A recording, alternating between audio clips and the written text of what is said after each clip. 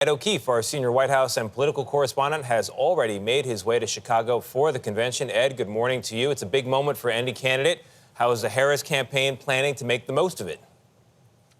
Tony, good to see you. The biggest task she probably has to do next week is to really define herself yet again to voters who may remember that she's been vice president for the last several years, but may not know a lot about her. She's famous but unknown, as some might say.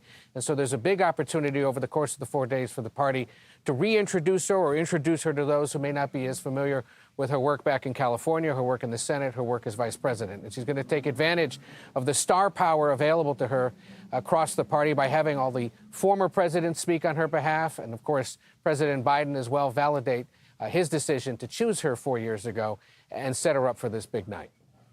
So, Ed, the Republican convention was a month ago and a whole Democratic candidate ago. So how does the Trump campaign, if you know at this point, plan to counter-program against what Harris and her campaign plan to do?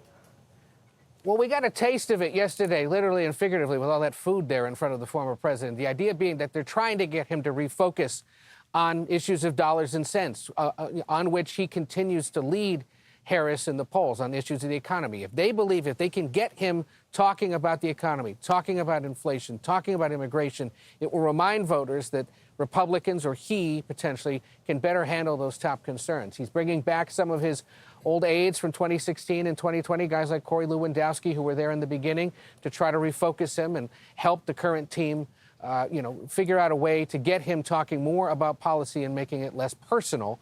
That can be difficult because even yesterday's event, while it was meant to be about the economy and about inflation, of course, once again, devolved into personal attacks. Yep, and maybe the most famous Corey Lewandowski quote is, "Let Trump be Trump," and he's certainly doing that. Ed, thank you very much. Appreciate it. I hope Ed scouts some lunch spots because I'll be headed to the Democratic convention starting Monday as well. And you can watch all of our coverage here on CBS Mornings, the evening news, and our streaming channel, CBS News 24/7, and also in primetime starting at 10 p.m. Eastern on CBS. And Gayle, you're going to be there as well at some point. I'm heading there on Wednesday. You think we're going to have time for lunch? I work the mornings and I work the nights, so yes. I think it's long days. I'm looking forward to it, though.